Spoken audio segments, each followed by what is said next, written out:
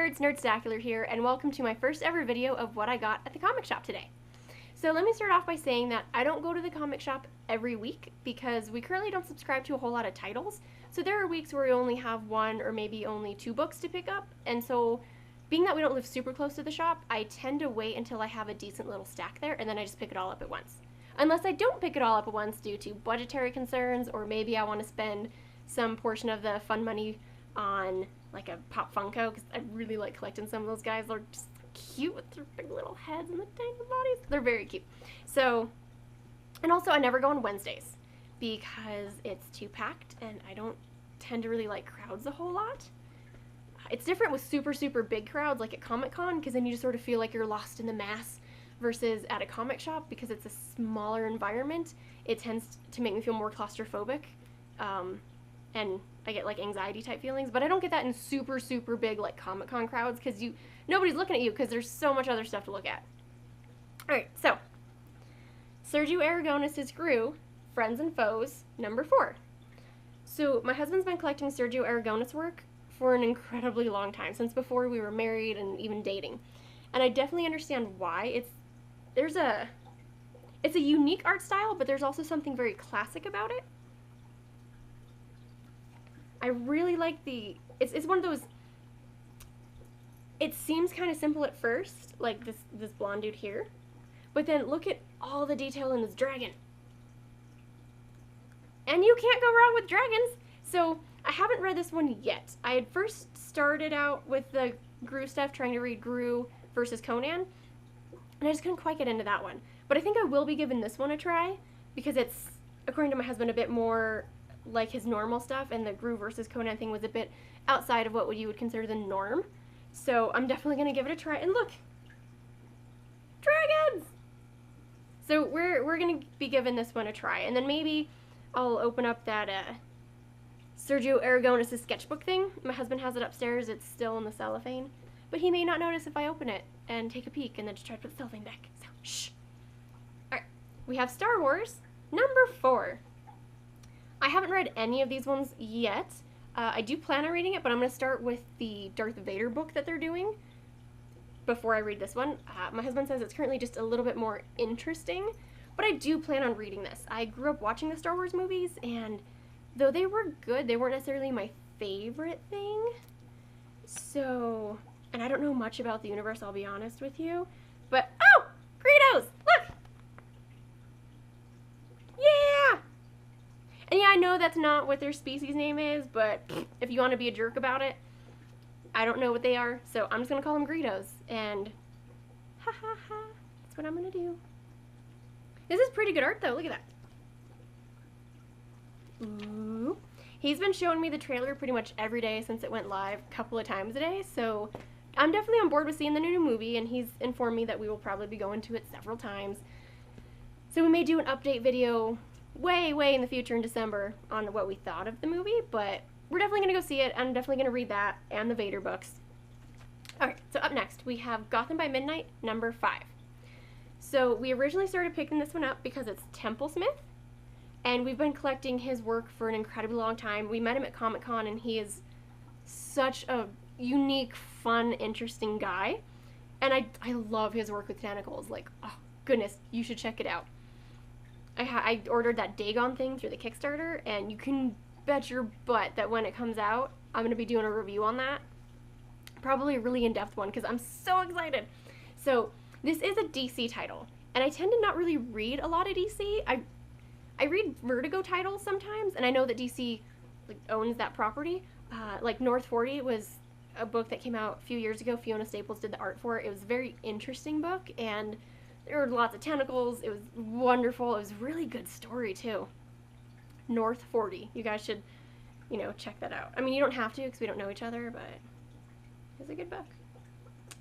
So this is number 5. I haven't read any of them quite yet. I definitely plan on it because we watched that Constantine TV show, which I understand is also a DC property, and I really liked the introduction of Jim Corrigan. So I started doing some research on it, and he seems like a really interesting character. And from what I understand, he's sort of the main character in this book, or a main character. So I'm definitely going to give that a try. But look at Temple Smith's Batman. That's just really cool. Very kind of creepy. I think that's what I like about his art. It's a very unique, creepy art style, and that's a lot of fun. So that was Gotham by Midnight. So up next we have Rebels #1. So I'm going to take a stab in the dark and say Revolutionary War? I don't know my history. That's a fun fact for you. This looks really interesting. It just came out this week. The art looks really good. I'm definitely going to read it. I might even learn something from it. And it says right here on the front, a well-regulated militia, a historical epic of America's founding. So that seems like not only will it be interesting, but potentially accurate, I'm hoping. And yeah, I don't know really what else to say about it. I haven't read it yet. It just came out. When we get issue #2, I'll do an update then. Looks pretty, if nothing else. Alright, Frankenstein Underground #2. We were really, really excited when this got solicited in previews because it's from the pages of Hellboy, and upon doing some research, we discovered that Mike Mignola is introducing Frankenstein's monster to the world of Hellboy, and that makes me very, very excited. And you can never go wrong if it's a Mignola piece of work, or if it's got anything at all to do with Hellboy, and yeah. I could be biased because I have a thing for Hellboy. Yeah. Love Hellboy. But in general, Mignola's art is, he's probably my favorite artist, if I'm going to be honest. It could be a toss-up between Temple Smith and Mignola, but I was aware of Mignola before I was aware of Temple Smith, so that could be why he's my favorite. And look at his covers. Like, I feel like Mignola covers are just unsurpassable. So this is going to be a really good book. I haven't started it yet. This is #2. I'm going to wait until it's finished. It's just going to be a 5-issue mini. And at that point, I'll sit down and read all of them at once, and then I'll do probably a video on that. I don't really like reading things the week they come out. I have kind of some memory issues sometimes, so when you have to wait a couple of weeks, sometimes a couple of months between a book, depending on the publisher and the writer, I tend to forget what's going on in the world, and I have to go back a few issues just to get caught up enough to read the current issue. So I like to wait until I have a big stack of stuff, unless it's Walking Dead. I've got a brain for remembering Walking Dead, so I read that one the day that I go pick it up. Because it's The Walking Dead, and you just have to. Alright, so up next we have Chew #48. So I've been collecting Chew since day one.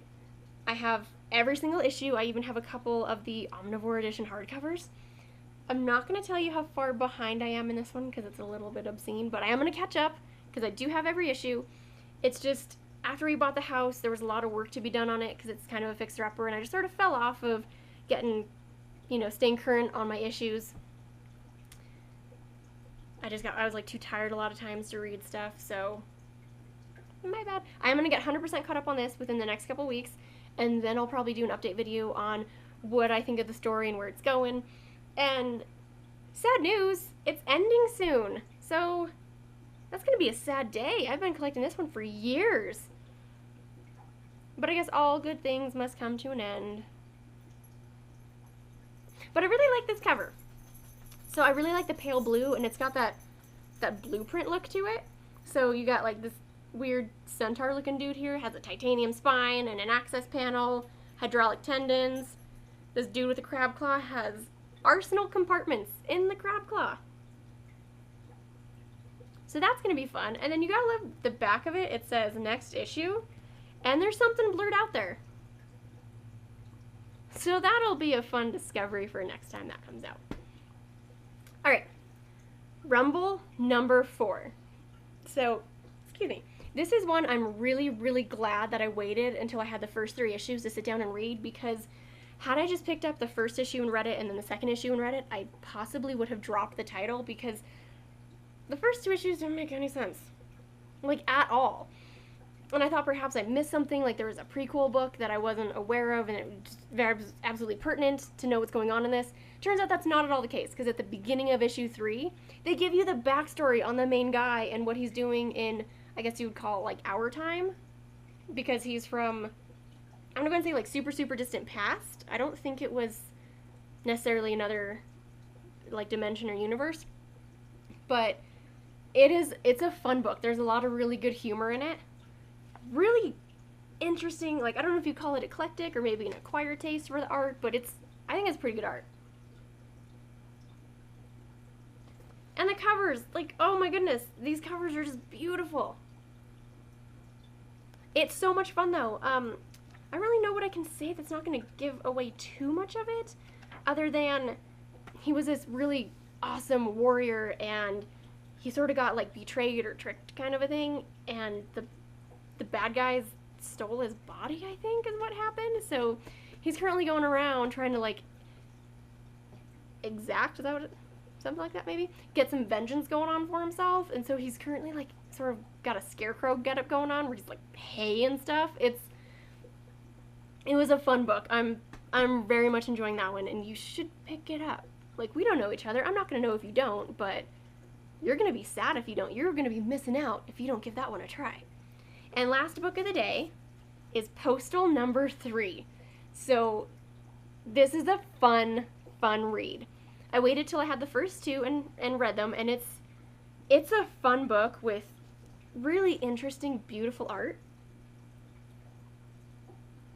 It's fun. If you like interesting stories or, you know, decent writing, really good art, and criminals, you should give this one a read.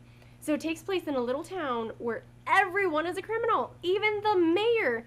And she seems like a lady, but she's not a lady, because I think she's there for racketeering or something. And you've got probably drug lords and gang members, maybe even murderers. I don't know, because we don't know everybody's backstory quite yet. In the back of at least the first 2, it doesn't look like they did in this one. They had little, I think you'd call them dossiers, which is like a little bit of background on some of the people that are in this town. The only one who is not a criminal is the main kid, and it's from his point of view. He's the mayor's son, and he's got Asperger's syndrome, so he's kind of a weird dude, but he's very analytical, and he sees things in a different way. And so in the first one, there's like this town meeting, and then everybody has to go. And then when they're all coming out of it, there's just this dead body that's been dropped off, and he's decided that he needs to figure out who she was and why she got killed, and it's been really, really good. It has been a super fun read so far. Looks like there may be a teeny bit of animal violence in this one. Nothing too graphic, though, so just trigger warning for anybody who's going to potentially pick this one up. It is a town of criminals, so you are going to have some violence, obviously, but it's a pretty good book so far. I'm enjoying that. And that's it. That sums up what I got at the comic shop today. Read on, guys.